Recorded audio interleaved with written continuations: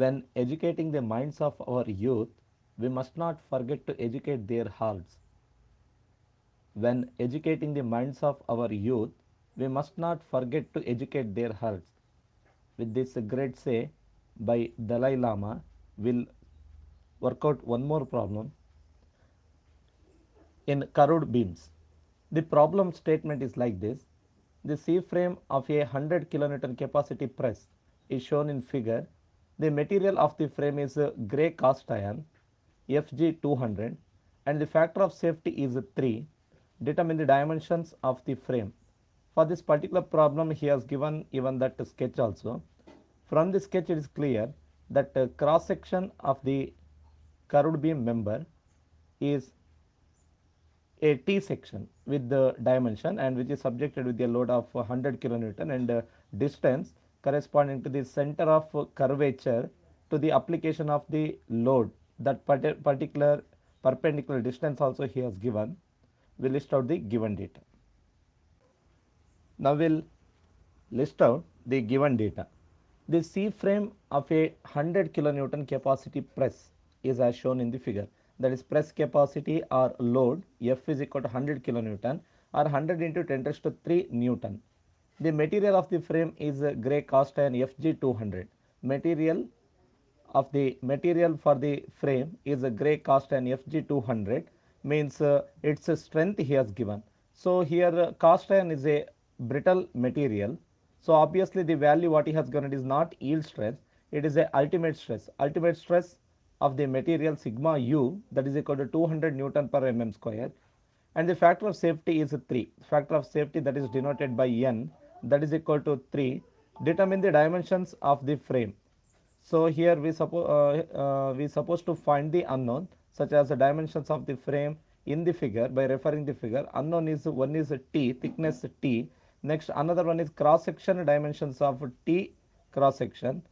Then radius at central axis R. These are the various fundamental unknowns that we supposed to find. And other dimensions in the figure what he has given is radius at inner fiber Ri that is equal to 2T and radius at inner fiber outer fiber that is R naught that is equal to 5T. These are all the given data. Now we'll list out what are the various equations required to deal with this particular problem. So here the unknown he has to find dimensions of the frame, that is the T as well as R. T is nothing but thickness. Once we are able to get the thickness means rest all unknowns we can find because all the dimensions he has given in terms of thickness T. And another unknown we are supposed to find is radius at the central axis. So here the relation we have total stress induced in the curved member at inner fiber we need to consider.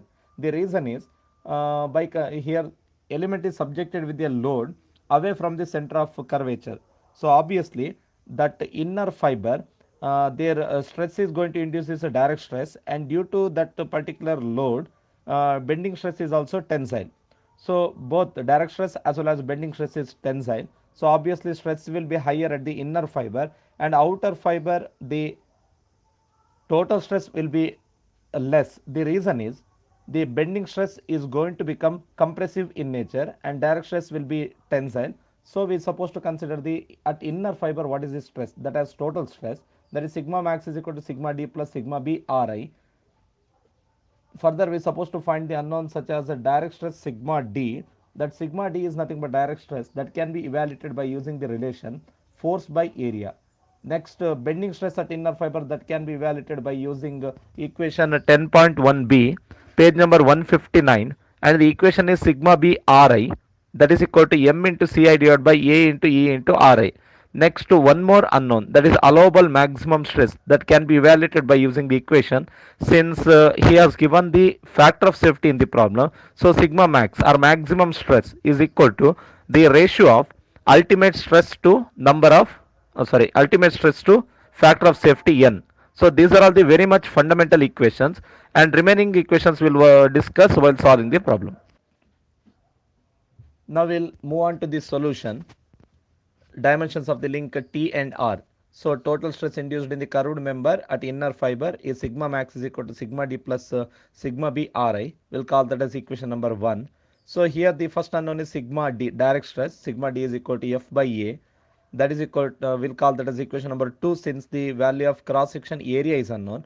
Cross section area of the beam, by referring the figure, A is equal to 3 into T plus 2T into 0.75T. By simplifying this, we are getting the value area, cross section area A is equal to 4.5 T square.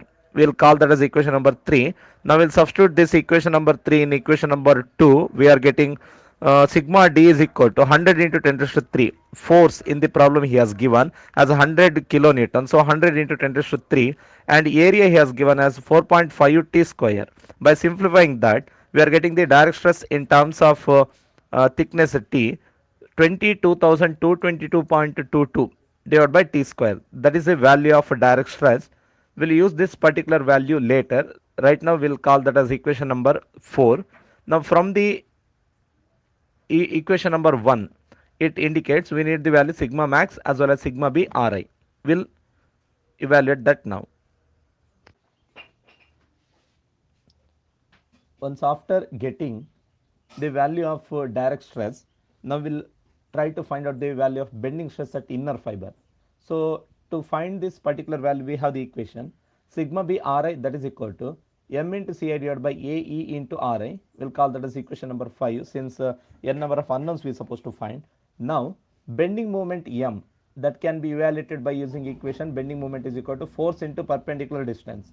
Here perpendicular distance is, by referring the figure, it is at a distance that load applied position to the radial axis. The total distance is radius at neutral axis, radius at centroidal axis capital R plus 1000. Now that is the perpendicular distance. For timing, we'll call that as equation number 6. Now to get the value of R, we must refer the table 1.3a, page number 12, in that figure number D. By referring that figure, two of the cross section he has given. One is C, another one is T. In this particular problem, that cross section of the member, not the shape of the link, we must go with the cross section of the member or link. So cross section is T cross section. For the T cross section, we must refer the second figure in the main figure D. So by referring that figure as well as given problem, radius at centroidal axis is 2 times the T plus C1. By referring this figure, C1 is nothing but it is a perpendicular distance from inner surface of the member to the centroidal axis, and C2 is nothing but radial distance between outer fiber and the centroidal axis. But here we need the value of C1.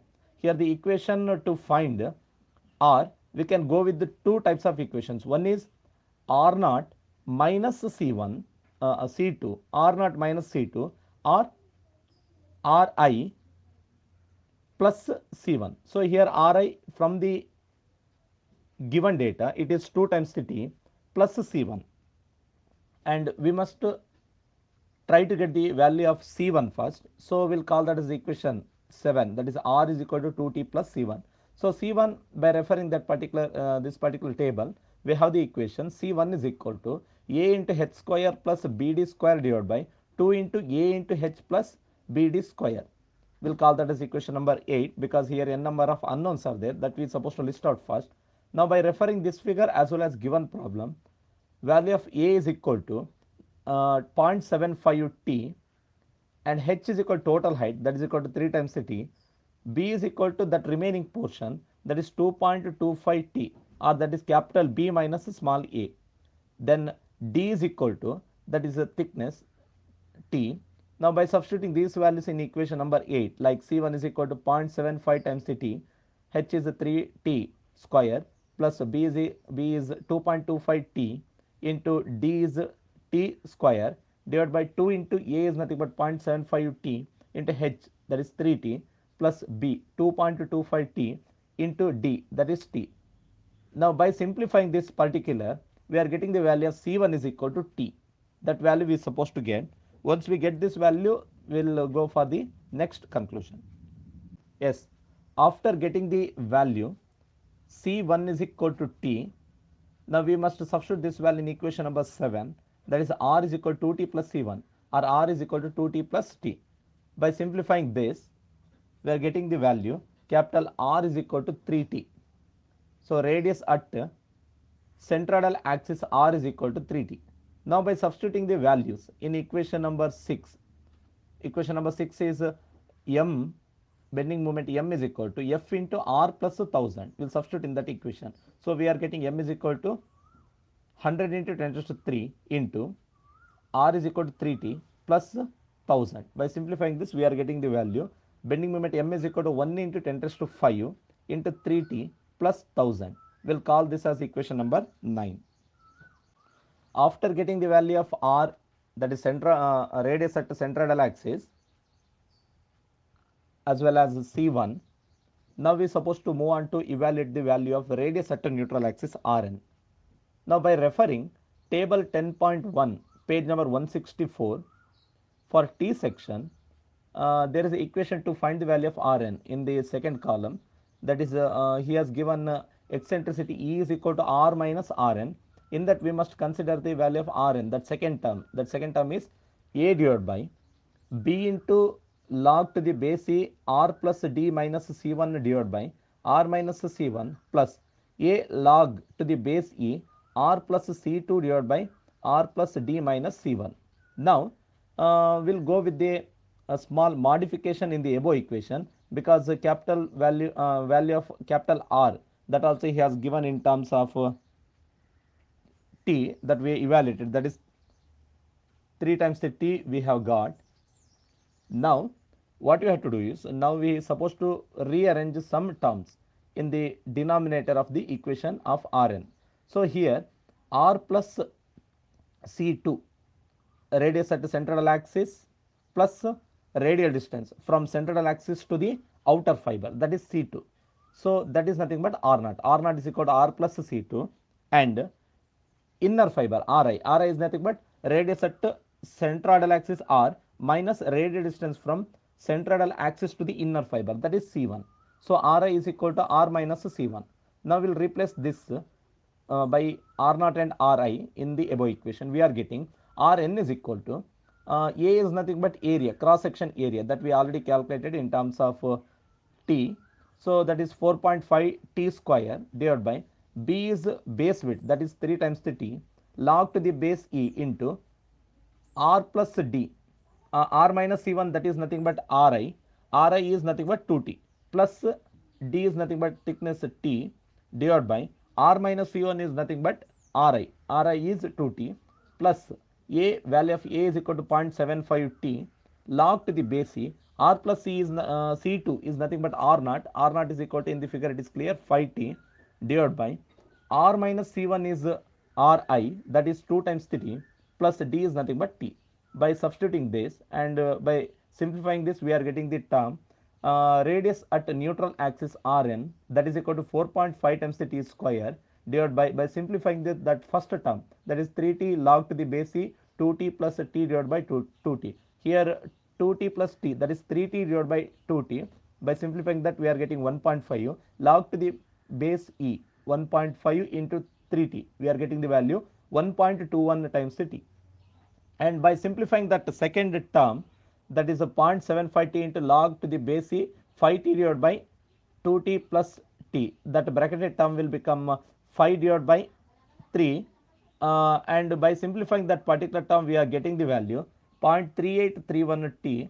So by simplifying this whole term, we are getting the value radius at a neutral axis Rn is equal to 2.8246 times the t. We will call that as equation number 10.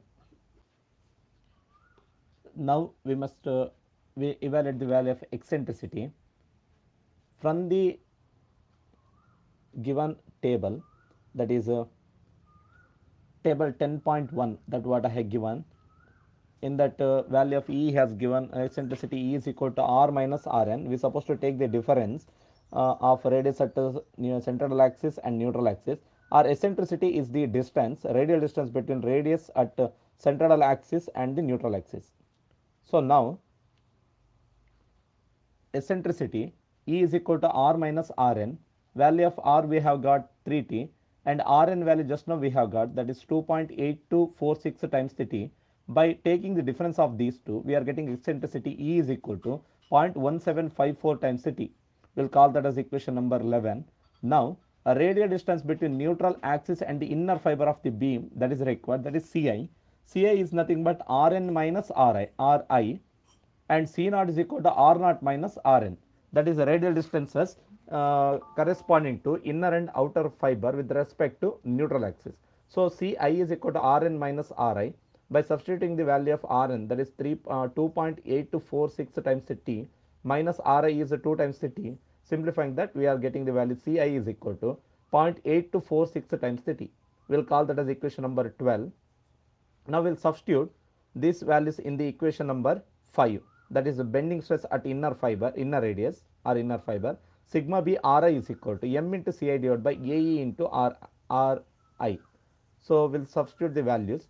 Bending moment m we got in terms of the equation, that is 1 into 10 raised to 6 into 3 times the t plus 1000 into value of Ci, that is just now what we have got, that is 0.8246 times the t divided by area A is 4.5 times the t square into eccentricity E is equal to 0.1754 times the t into Ri is 2 times the t. By simplifying this, we are getting the equation as in the form sigma b Ri is equal to 2.4738 into 10 raised to 3 into t square plus 82.46 into 10 raised to 6 into t whole divided by 1.5786 t raised to 4.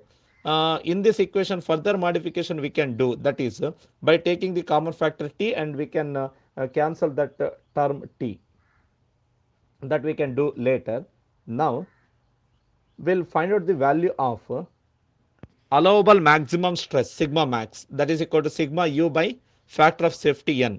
Here ultimate stress is 200 in the problem he has given. 200 divided by factor of safety is 3. By simplifying that, we are getting the value sigma max is equal to 66.66 Newton per mm square.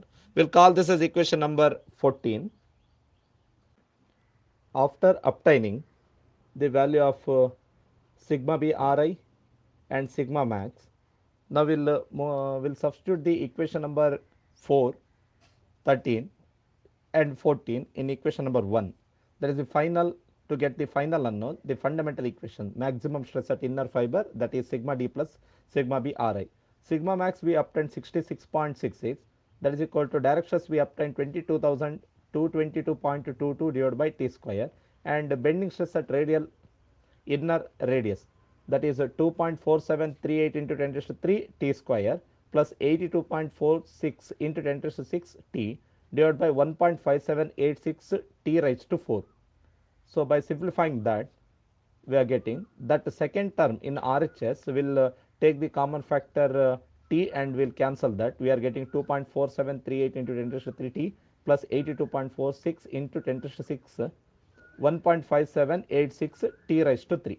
Now by further separating that second term, we are getting 2.4738 into 10 raised to 3 t 1.5786 t cube, that t get cancels, we are getting in denominator t square plus last term, that is 82.46 into 10 raised to 6 divided by 1.5786 t raised to 3. And now by simplifying the terms, that is adding first and second term of RHS, we are getting 66.66, that is equal to 23,789.30 divided by t square, and the third term means here second term, that is 52.236 into 10 raised to 6 divided by t cube. And by simplifying that previous problem, previous equation what you have got, that is 66.66, that is equal to 23,789.30 divided by t square plus 52.236 into 10 raised to 6 t cube. We must simply multiply by t cube. We are getting the term, and we are supposed to bring all terms to one side, that is LHS. So 66.66 t cube minus 23,789.30 times the t minus 52.236 into 10 raised to 6, that is equal to 0. By solving this particular cubic equation, we are getting thickness t is equal to 93.48 mm, that is approximately equal to 100 mm. Therefore dimensions of the curved beam, so here I went with only the fundamental dimension. that is thickness of the C frame T is equal to 100 mm, and radius at central axis R is equal to 3T, that is 3 into 100, that is radius at central axis R is equal to 300 mm. And further we can evaluate other dimensions also, cross section area by replacing the value of T as 100, and also Ri, R naught, what are the various unknowns he has given, and we found in terms of T by replacing the value of thickness T as 100, it is possible to get all unknowns of the cross section as well as that C frame.